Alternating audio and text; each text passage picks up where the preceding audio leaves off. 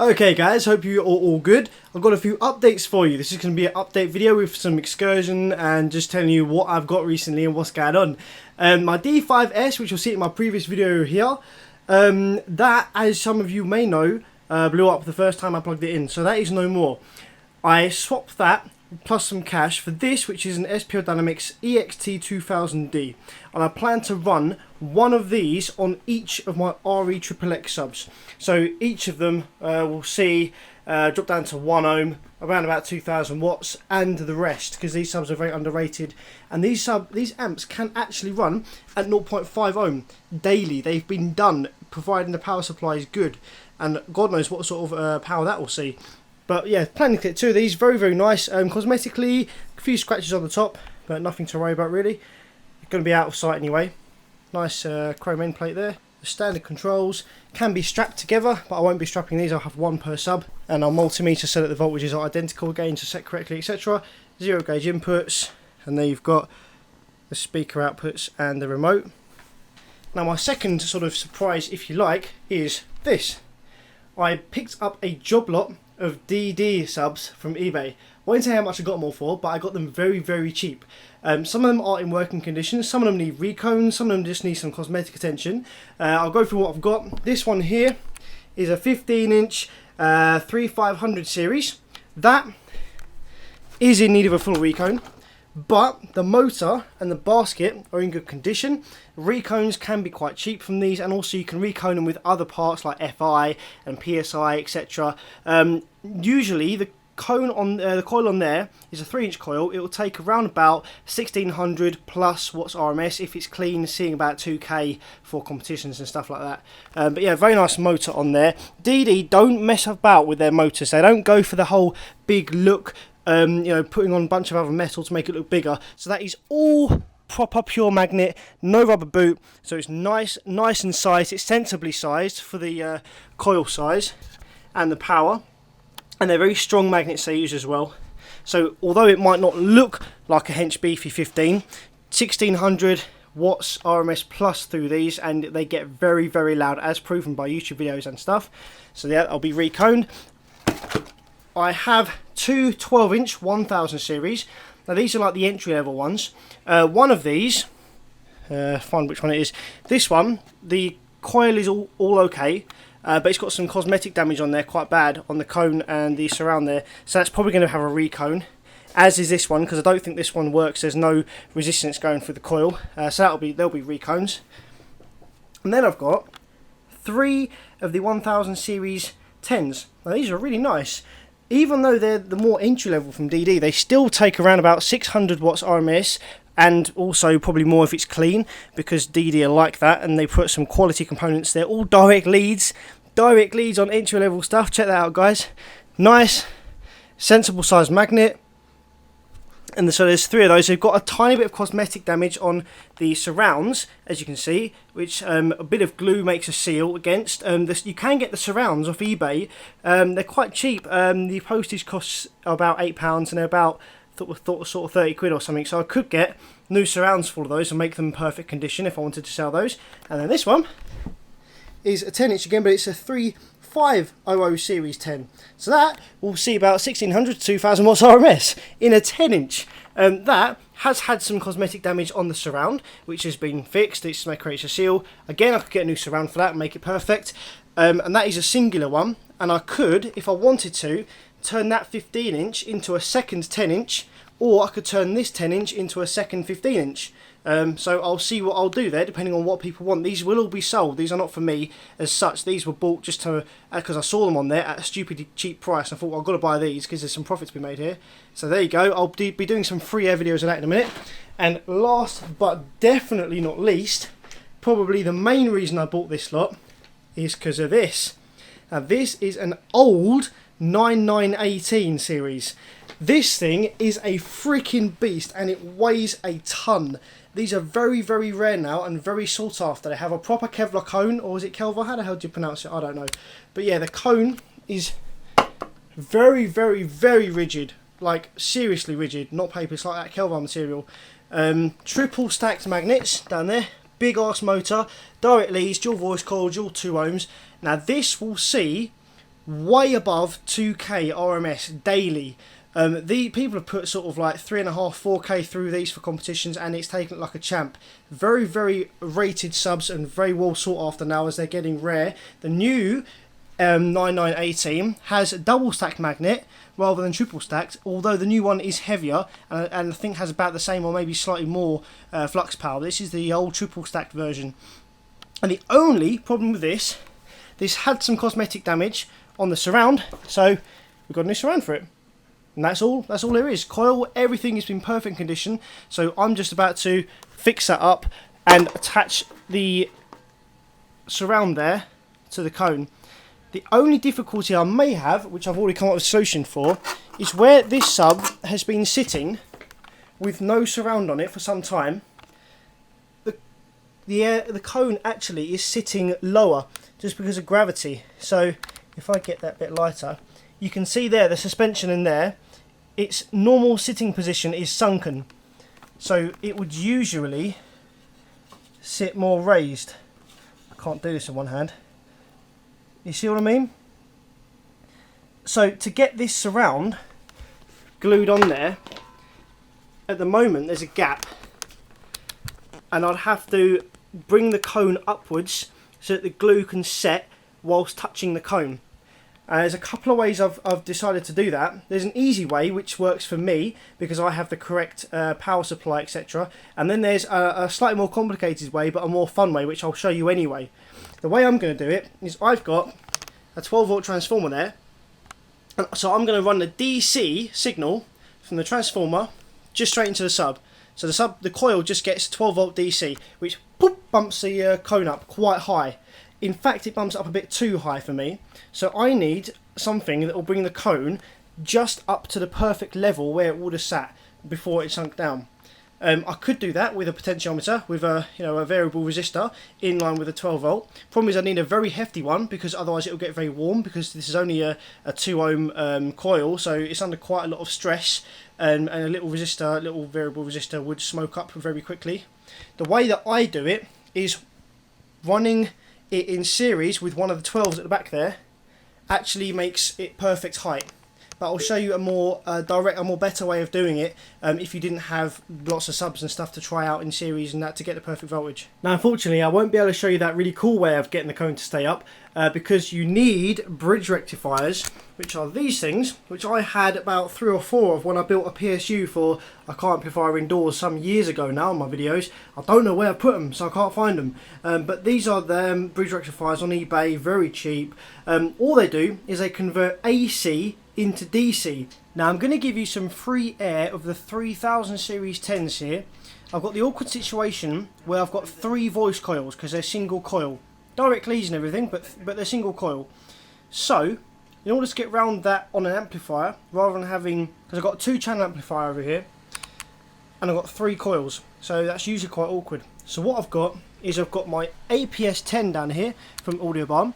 Now this is a phase shift inverter which allows me to correctly invert the phase of one of the channels, which means that when you play a test tone or well anything through the amplifier, the right hand channel sees it 0 degrees phase and the left hand channel sees it 180 degrees phase.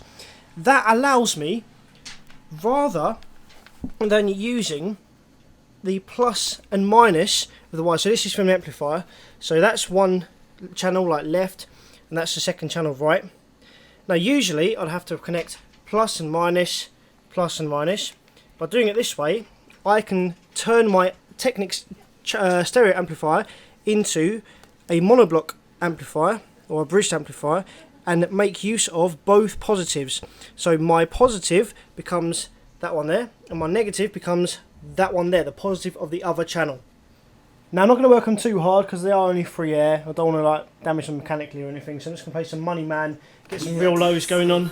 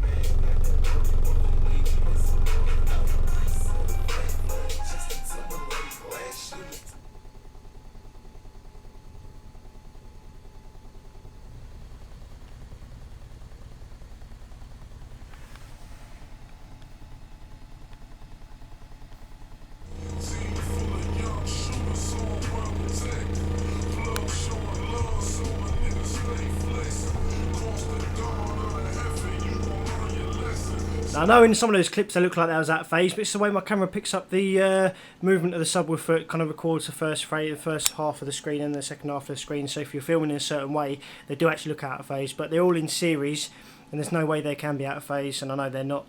Right, now this one's the one I've probably been looking forward to most in testing, other than that one when the glue's dried. This is the 3500 series 10-inch. Cosmetically had a rip on the surround, and the Spider suspension has actually got a rip in it somewhere. I can sort of locate where. It's only very, very small, but it creates a clicking sound very similar to my old JVC. If any of you guys remember that from back in the day, you've been long time subscribers. That was years ago. I'm talking 6-7 years ago now.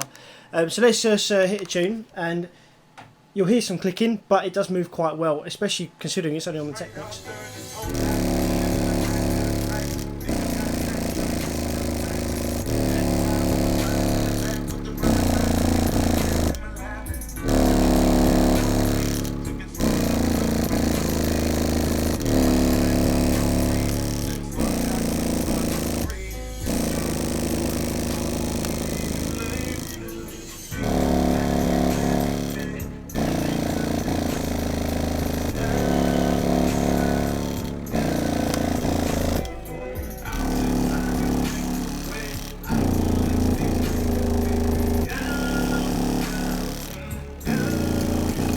Now that's got potential for some serious bass. Now, not only is that moving a lot, but it's got a humongous force factor. Like if you notice some cheap woofers, when they're doing their X-Max free air, you'll sort of put your hand on the cone and you can stop the cone from moving relatively easy. You know, it doesn't hurt a load. You can sort of put your hand on there and sort of restrict the movement a bit. You touch that cone, you have got no chance. You might as well say bye to your fingers, literally. No matter where you touch, you can't. I know it's not good to, but like the amount of force factor, the amount of air that'll be able to push without struggling is ridiculous. Very, very good magnet structure, very small gap, creating huge high efficiency, etc. Very, very good. Possibly the best size for these is 12. So maybe I'll just make them into 12s, because for 15-inch, motors, it looks a little small. I know that it won't be a problem at all, but I reckon the 12 will have just about the right amount of power versus cone area ratio to make them ridiculous.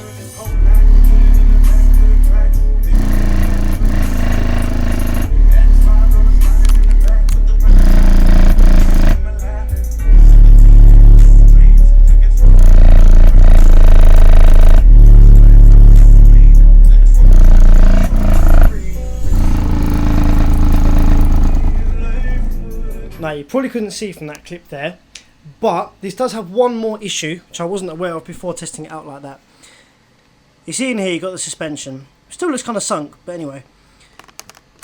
If you look at this black bit here, this is obviously the support for the suspension, and that has come away from the basket at the bottom there.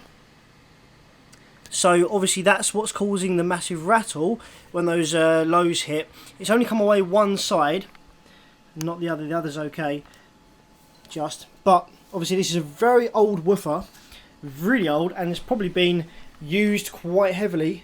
So that will just need refixing down. So I repaired the suspension mount, managed to hook up to a 19-volt DC to pop the cone outwards, and got underneath there and re-glued it, and it sounds nice.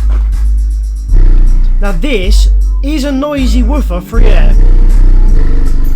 and that is thanks to the small air hole that is in the motor there. That's just how it's been designed. It is just noisy free air. It's just a lot of air movement coming through that gap at the back. When this is boxed, you will get absolutely none of that, and it'll actually help with cooling.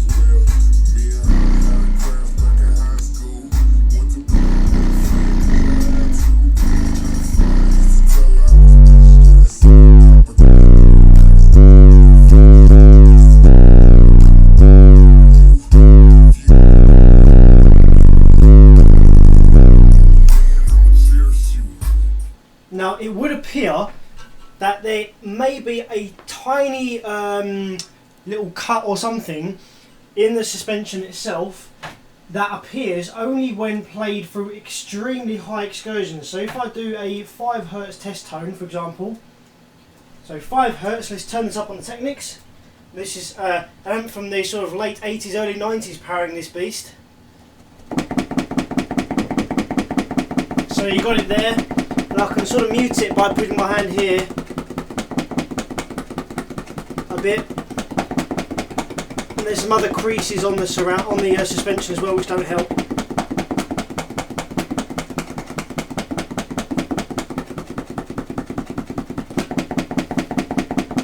So obviously that's quite ridiculous excursion. You wouldn't expect to see that, specifically in a box situation. So if I go to tone and if I do 28 Hz free air, right, and you can see the sort of level of excursion you'd need to make that.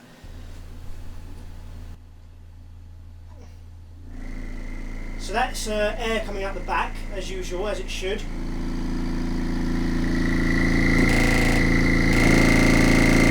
That's where the noise is.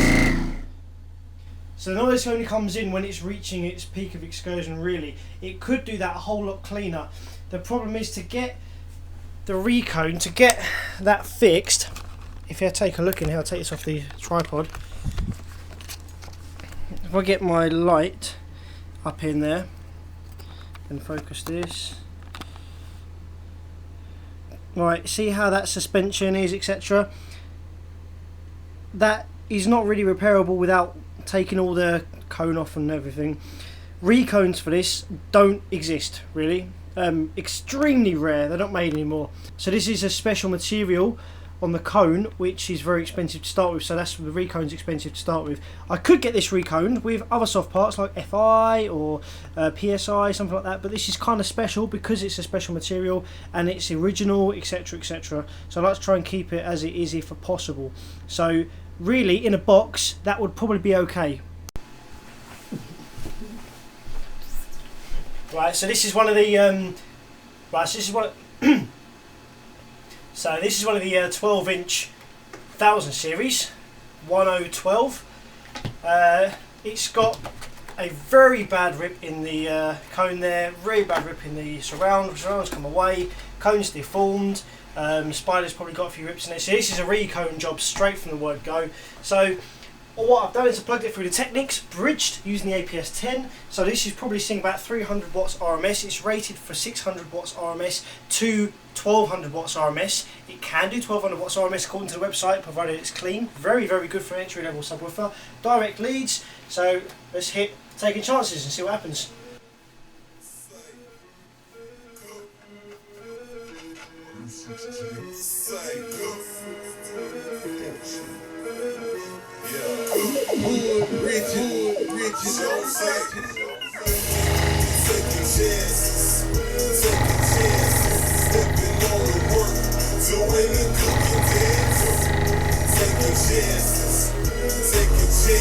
Cookies on paper plates with a street glass.